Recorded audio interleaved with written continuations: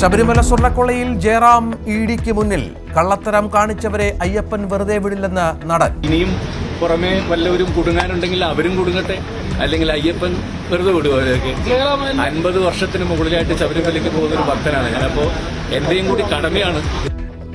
Board തീരുമാനപ്രകാരം ഉത്തരവിറക്കുക മാത്രമാണ് താൻ ചെയ്തതെന്ന് ദേവസ്വം ബോർഡ് മുൻ സെക്രട്ടറി എസ് ജയശ്രീ. ഇടനിലക്കാരൻ കൽപേഷും ഇഡിക്ക് മുന്നിൽ.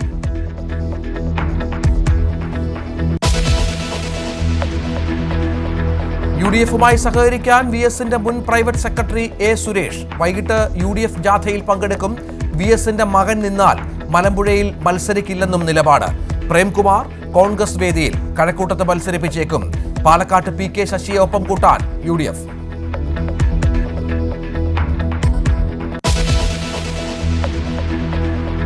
നവകേരള സർവേ തടഞ്ഞ് ഹൈക്കോടതി. രാഷ്ട്രീയ ക്യാമ്പയിനുകളുടെ മറവിൽ സർവേ പാടില്ലെന്ന് ഡിവിഷൻ ബെഞ്ച്. സാമ്പത്തിക നിയമത്തിന്റെ വ്യതിചലനമെന്നും കോടതി. വിധി KSU സംസ്ഥാന സെക്രട്ടറിയുടെ ഹർജിയിൽ. ഹൈക്കോടതി ഉത്തരവ് സർക്കാരിന് കനത്ത തിരിച്ചടിയെന്ന് VD സതീശൻ.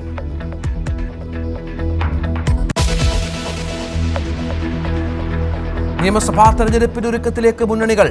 ഇടതുമുന്നണി യോഗം ഈ മാസം 23-ന്. BJP-യുടെ കോർ കമ്മിറ്റി യോഗം തുടരുന്നു. VD സതീശന്റെ പുതുയുഗയാത്ര പാലക്കാട്ട്.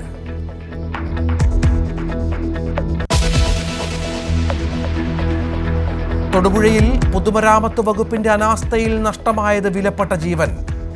മുതലക്കോടത്ത് റോഡരികിലെ കുഴിയിൽ വീണ് ബൈക്ക് യാത്രക്കാരനായ ജെയ്സ് ബെന്നി മരിച്ചു. നിയന്ത്രണം വിട്ട ബൈക്ക് മറിഞ്ഞത് റോഡരികിലെ ആഴത്തിലുള്ള കുഴിയിലേക്ക്. പ്രദേശത്ത് വൻ പ്രതിഷേധം. നെയ്യാറ്റിൻകരയിൽ സ്കൂൾ ബസ് കനാലിലേക്ക് മറിഞ്ഞ് 26 വിദ്യാർത്ഥികൾക്ക് പരിക്ക്.